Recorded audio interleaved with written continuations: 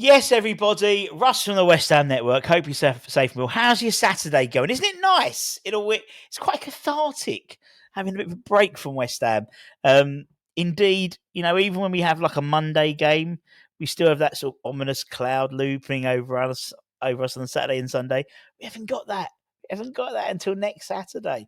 Although we did have the under 21s play yesterday. Hope you got to the game. If you did, hope you took a picture and hope you tweeted it to the West Ham Network. Hashtag tweet from my seat. That would do. And what we're going to do is give a couple of prizes away to people who did that, because I really want to get some more people getting along to the academy. We've got another game next Friday, actually, at Rush Green. £5 for adults, £1 for child. Free for season ticket holders if you bring your season ticket with you. So get along and cheer on the boys. And obviously, then we have Brentford on Saturday. But what today, this evening, this morning, this afternoon, whenever you're watching it, is all about is starting a new series called Why? Simple. Why? Why do certain things happen at West Ham? Why do we play in Claret and Blue? Why do we play at Upton Park? Why do we say, come on, you irons? Why do we sing I'm Forever Blowing Bubbles? And that's what we're going to do today. So the idea is just to give you furnish you with some information, some history, which sometimes there's questions which we think we know the answer to. Sometimes we have questions which we're afraid to really ask because people might look down on us. And that's the whole point of this, is we assume no knowledge here at all. This is literally why do we sing Bubbles 1.0?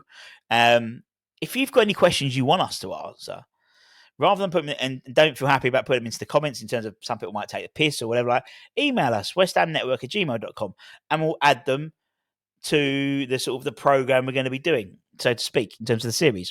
So let's talk Bubbles. Now, I'm Forever Bubbles, for me, is probably one of the most recognisable anthems in English football. I'd say that. You Never Walk Alone. Really, the first two that come to my head. Now, there's loads. There's Glory, Glory, Man United, Glory, Mulligan, but in terms of songs that are recognisable, not necessarily tune like Z Cars and Everton, things like that. It really is one of the most recognisable anthems. And when 60,000, and when that drops on Fortunes, which was an idea myself and Jerry Nichols had 25 years ago, which we did and implemented. You're welcome. I don't like to mention it, but 25 years almost I've been doing this job now at West Ham. There's nothing quite like it. I look back at the game against Sevilla. I look at some of the games at Upton Park.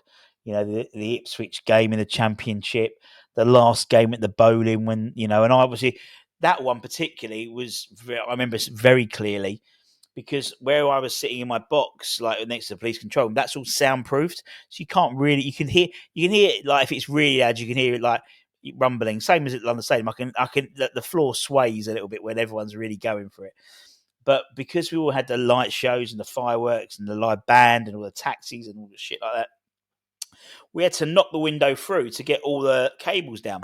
So I felt I could actually feel it, and it still brings puts me out goosebumps. But why do we sing it? Why is our war song? Why is our song to get us going all about things, bubbles fading and dying? Bubbles not a very secure item, is it? You blow it and it pops. But I think to really understand that, we need to go back. We're going to go back to the 1919, which was the birth of the song. And it was in America. It was written by two people, Jan Ken Bovin and John William Kellett. And it became a hit very quickly in the States before making its way over to Britain. Now, at the time, music halls were everywhere. Essentially sort of theatre nightclubs of the earlier 20th century. You'd have acts on there performing, singing songs, performing skits, doing sort of variety, a bit like the variety performance, but that every weekend. And usually singing was at the sort of the centre of it all. And there was a very popular performer of the time called Dorothy Ward, and she helped turn the song into a nationwide hit, and then it became a staple amongst the British entertainment in the 1920s, and was obviously sung in many bands' repertoires and many singers' repertoires around the music halls around that time. There was another guy who was mentioned, who was linked to the song, a guy called James Brockham, which you may have heard of, but he was the composer. He co-owned the Kendis Brockham Music Company, and he published the song in America. And then later in 1919, the copyright was transferred to another company called the Jerome H. Rebick and Co. Company. So it was a song around the music halls in the 1920s. How did that then translate into being a West Ham's anthem? You know, a call to action song. And this is where it gets quite interesting because, it doesn't instantly become a West Ham anthem. You know, obviously the club were the Thames Ironworks. They turned professional, became West Ham United in the early, the beginning, turning of the 19th century or 20th century. Yeah, that type of thing. And we didn't just start singing it from day one, from day dot. In fact, we had the 1923 FA Cup final at Wembley, the White Horse final. It wasn't sung there by West Ham fans. In fact, they sang a different song called Till We Meet Again. Don't know. The actual true connection to West Ham seems to have emerged around that time, though, the mid-1920s. But it's ironically, well, not ironically, but quite nicely, in its roots trace back to schoolboy football in the area. So the academy, the academy of football, still very important part of West Ham, and it formed part of our history in terms of our anthemic song. At the time, school football was massive in East London, and Park School, located near West Ham Park, was one of the best teams around the area. Their headmaster was a guy called Cornelius Bill, or he was nicknamed Corny Bill, and he was a huge football fan and a close friend of West Ham's trainer and future manager Charlie Painter. Now, Corny Bill had a knack, a talent for rewriting funny lyrics to popular tunes, and one of his favourites was "I'm Forever Blowing Bubbles," where whenever one of his players had a great game, spectators would tend to chant their name using a parody of the song, which he would have helped pen and co-write. And this is where Billy Bubbles Murray comes into the story. Now, Murray was a very talented player for Park School. He earned his nickname because he resembled the boy in John Everett Millier's famous painting called Bubbles, which then became more well-known and more popularised thanks to a Pear's soap advertisement. Fans started singing about Bubbles Murray, and the song became a regular feature at Park School matches. And so that's where that connection happened. But as Park School's influence waned, the song found its way to Upton Park. Very close geographical proximity to Park School. And by the late 1920s, it was being sung regularly at matches. According to some reports, the Beckton Gasworks Band, which played before games, we now occasionally have a brass band, usually sort of Remembrance Sunday and things, Remembrance games and stuff, but they would regularly be playing. You wouldn't have Tony Perry. Bashing out the tunes, or DJ Rusty B with a bit of George Benson. No, they would be playing brass band songs and often played Bubbles within their repertoire to warm up the crowd. And the fans just ended up loving it so much that they adopted it as their own, singing it even when the band didn't play. And indeed, from the ones watching who used to watch Park School play, it came across nicely in terms of that. Now, there are other theories out there.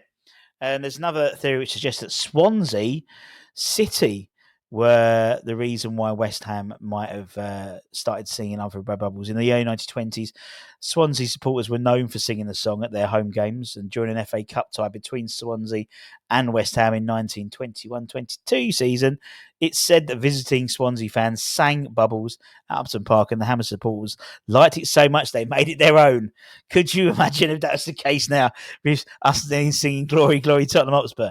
However, there's no definitive proof, but it's an interesting possibility that adds, another layer to this story. Obviously, it was over, 100 years ago, really, we first adopted it properly. By the 1930s and 40s, I'm Forever Blowing Bubbles was firmly entrenched as West Ham's anthem, especially among fans in the Chicken Run. And whenever the team needed a lift, the fans would sway side to side singing Bubbles. And it became a symbol of hope, resilience, and, as I said, a rallying cry for both players and supporters. The song gained national attention during West Ham's League War Cup final in 1940, and it reached new heights in the 1964 FA Cup final when the Hammers beat Preston North End, where it basically became part of our identity.